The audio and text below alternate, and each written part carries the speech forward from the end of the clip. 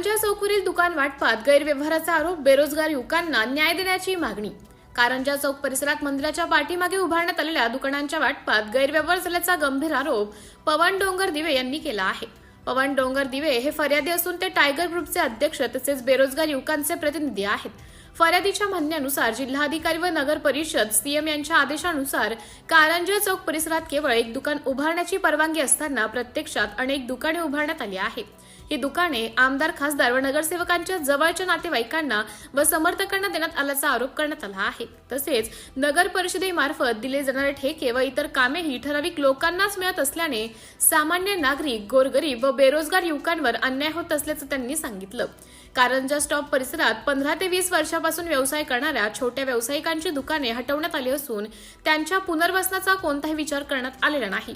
मग हे लोक कुठे जावेत असा सवाल उपस्थित करत नगर परिषद प्रशासनाने दुजाभावनाची भूमिका घेतल्याचा आरोप करण्यात आला आहे।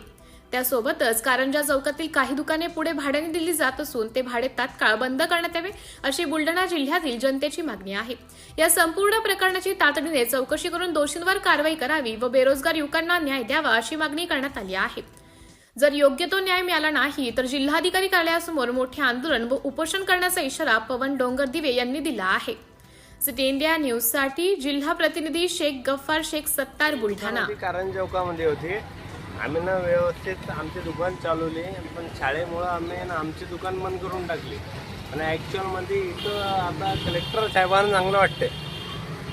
कलेक्टर साहेबांना म्हणे शिवला कॉल लावला, नगर परिषद बुलढाणा, ते शिवला कॉल लावून शिवला बोलला आणि त्यानंतर हे सिंगल दुकान बघा तुम्ही एक बार भैया बताओ, एक बार इधर काम बताओ, एक बार तिथं गाड्या उभ्या आहेत,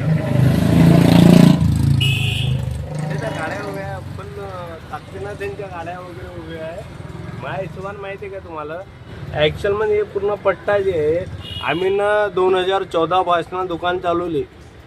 ॲक्च्युअलमध्ये आम्हाला राजकारण एकदम काहीच घेणं देणं नाही त्यासोबत। आम्ही ना आमच्या नोकरीसाठी दामन प्रयत्न केला अति जास्त, पण नाही जमलं। ते कोर्टामध्ये गेलं ते, म्हणजे जाऊ द्या, यानंतर आम्हाला गरज नाही त्या नोकरीची। ठीक आहे, ज्याची नोकरी त्यालाच होऊ द्या, पण नाही होणार ती कधीच आयुष्यामध्ये। मला गरज त्याची माहिती आहे का सर? ठीक आहे, व्यवस्थित तर चालू द्या, काय नाही। हे इकडं हे लोक भाड्यानं त्या तिथं गपगप कारंजा चौक एक बार चेक करा तुम्ही। मी म्हणतो ज्याला दुकान दिली त्यानं स्वतःच चालू द्या, लोकांना नका चालू द्या, लोकांना भाड्यात नका नेऊ दे, मी अशीच इच्छा आहे। आणि तुम्ही पाय एक बार कारंजा चौकात बिंदास लोकांना भाड्यानं दुकान देऊन ठेवली आणि दुकानात भाड्यानं देऊन ठेवले, त्यानिमित्त आमचं कोणतंच काय व्यवस्थित चालू नाही। आणि आम्ही 2014 पासून दुकानं वगैरे चालवते, पण आम्ही कमीच पडलो। चला ठीक आहे, तुमचं नाव सांगा। पवन डोंगरदिवे, बुलढाणा। बरं। टायगर ग्रुप सदस्य।